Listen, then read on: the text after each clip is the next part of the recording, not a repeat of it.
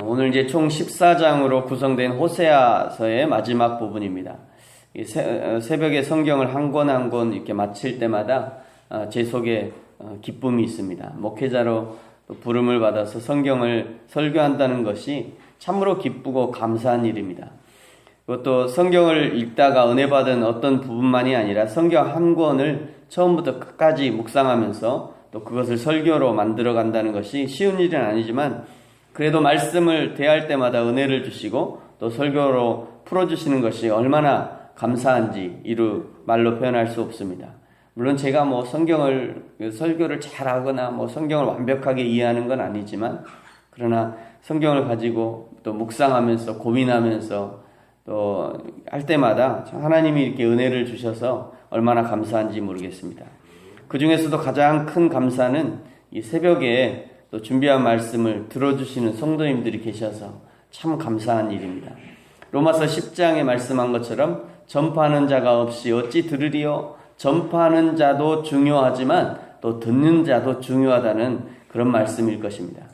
말씀을 증거하는 저도 최선으로 준비하겠지만 또 말씀을 듣는 여러분도 잘 들으시고 또 삶 가운데 잘 적용하셔서 저와 여러분의 삶이 하나님을 기쁘시게 하는 그런 삶이 되어지기를 축복합니다.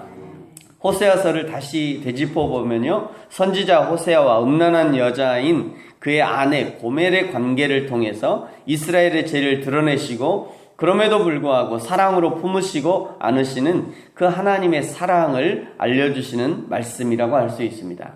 이제 총 14장으로 구성된 호세아의 마지막 부분에서 더욱 절절한 하나님의 사랑의 마음을 표현하시는데요, 그것이 오늘 1절 말씀입니다. 우리 1절 말씀 같이 한번 읽겠습니다. 시작. 이스라엘아, 내 하나님 여호와께로 돌아오라. 내가 불의함으로 말미암아 엎드러졌느니라. 아멘. 1절에서 알 수 있는 것은 1절에서 알 수 있는 그 하나님의 본심은 이스라엘을 향한 사랑의 마음입니다. 하나님이 징계하시는 이유가 무엇입니까? 돌아오게 하기 위해서 징계하는 거죠. 하나님이 주변 이방을 통해서 전쟁을 하게 하시고 포로로 잡혀가게 하시는 이유가 무엇입니까? 하나님께 돌아오게 하기 위해서 그런 것입니다.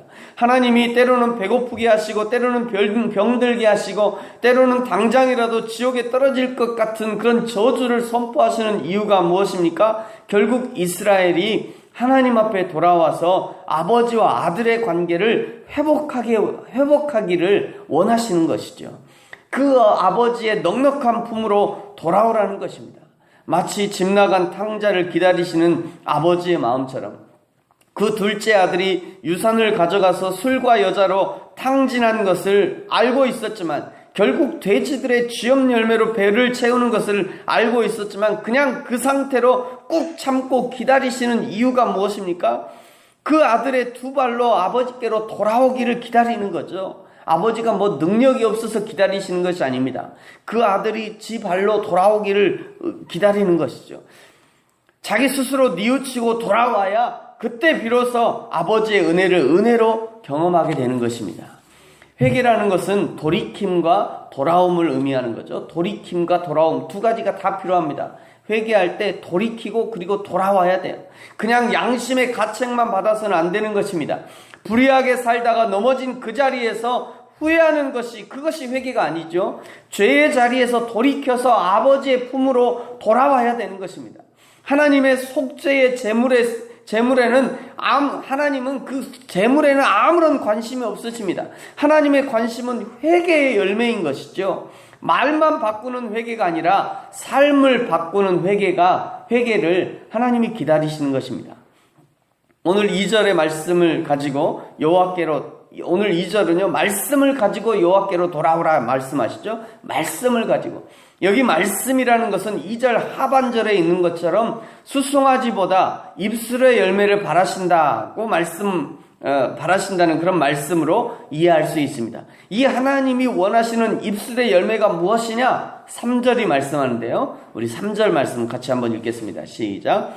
우리가 아수르의 구원을 의지하지 아니하며 말을 타지 아니하며 다시는 우리의 손으로 만든 것을 향하여 너희는 우리의 신이라 하지 아니하오리니 이는 고아가 주로 말미암아 국류를 얻음이니이다 할지니라. 아멘. 첫째로는 아수르의 구원을 의지하지 않겠다라는 그런 고백입니다. 아수르는 강대국을 의미하죠. 아수르의 공물을 바치면서까지도 자신들을 보호해주기를 의탁하고 의지하는 행위를 끊겠다. 이제 다시는 그 강대국을 의지하지 않겠다라는 그런 말씀입니다. 그런 고백인 거죠. 둘째는 말을 타지 않겠다라고 말합니다. 말을 타지 않겠다는 것은 자신의 손으로 자신을 구원해보겠다는 그런 인간적인 방법론을 끊겠다는 것입니다. 세 번째, 우리의 손으로 만든 것을 향하여 너희는 우리의 신이라 하지 않겠다라고 말씀합니다. 우상 숭배를 버리겠다는 것이죠. 결국 회개라는 것은 결별과 결단을 의미하는 것입니다. 사랑하고 의지하고 있던 대상을 바꾸는 일인 것이죠. 우상을 숭배하는 삶과 완전히 결별하겠다는 것입니다. 하나님 외에 다른 것을 의지하지 않겠다는 결단이 포함된 것입니다. 그리고 하나님은 이렇게 스스로 거룩한 고립과 거룩한 소외를 선택한 이들, 참 거룩한 고립과 거룩한 소외, 보통 고립, 소외 이게 굉장히 불편하지 않습니까? 고립되는 거 싫고 소외되는 거 싫잖아요. 그런데 거룩한 고립과 거룩한 소외, 이것도 의미가 다른 거죠.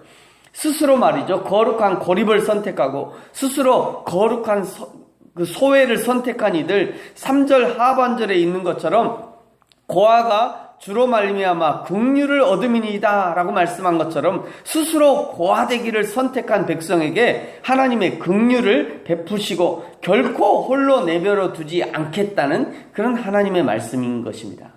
신앙생활을 하다 보면요, 때로는 이 세상에 홀로 남겨진 것 같은 고아처럼 느껴질 때가 있는 것 같습니다. 태평양 한가운데 덩그러니 구명보트를 타고 남겨진 그런 느낌이 들 때가 있다는 거죠.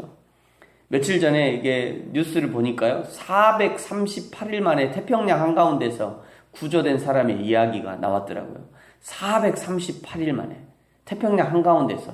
처음에는 고기 잡으러 그냥 나갔대요. 고기 잡으러 나갔는데 배가 고장이 나가서 이제 떠들기 시작한 거예요. 438일.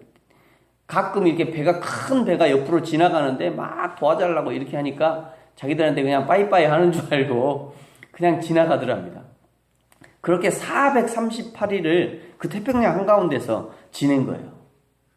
여러분, 우리도요, 신앙생활 하다 보면 마치 내가 태평양 한가운데 있는 것처럼 그렇게 느껴질 때가 있습니다. 아무리 기다려도 말이죠, 새우 한 마리도 지나가지 않는 그야말로 고독과 싸워야 되는 그런 경우가 있다는 거죠. 그때 대부분의 사람들은 포기하고 넘어지고 이 길이 아닌가벼 하고 돌아서 버립니다. 그러나 그 고아와 같은 그때가 우리 하나님의 은혜의 때임을 기억하시기 바랍니다. 고린도후서 6장에요. 보라, 지금은 은혜 받을 만한 때요. 보라, 지금은 구원의 날이로다. 선포하는 것이 무엇이 있고 무엇이 풍성하고 손에 잡히는 무엇인가가 있어서 그렇게 선포하는 것이 아닙니다. 하박국서 3장 17절 18절 말씀처럼 비록 무화과 나무가 풍성하지 못하고 포도나무에 열매가 없으며 감람나무에 소출이 없고 밭에 먹을 것이 없으며 우리의 양이 없으며 외양간에 소가 없을지라도 나는 여호와로 말미암아 즐거워하리라. 나는 나의 구원의 하나님으로 말미암아 기뻐하리로다. 여러분, 이것이 진짜 신앙이고 이것이 진짜 은혜 받은 자의 증거인 것입니다. 그래서 오늘 9절의 마지막에 이렇게 말씀하시는 거죠. 누가 지혜가 있어서 이런 일을 깨달으며 누가 총명이 있어서 이런 일을 알겠느냐. 우리 9절의 말씀 같이 한번 읽겠습니다. 시작. 누가 지혜가 있어 이런 일을 깨달으며 누가 총명이 있어 이런 일을 알겠느냐. 여호와의 도는 정직하니 의인은 그 길로 다니거니와 그러나 죄인은 그 길에 걸려 넘어지리다. 하나님을 배반한 백성들을 결코 포기하지 아니하시는 하나님의 사랑을 누가 더 헤아릴 수 있겠습니까? 구원을 위해 심판하시는 이 하나님의 지혜와 경륜을 누가 다 이해할 수 있겠어요? 신앙의 길은 다 이해해서 걷는 것이 아니지요. 그렇다고 해서 항상 똑바로 걸을 수 있는 것도 아닙니다. 때로는요, 비틀거리면서 걷다가 자주 넘어지기도 합니다. 그러나 결코 우리를 포기하지 아니하시는 그 하나님의 사랑이 우리를 다시 걷게 하는 것이죠.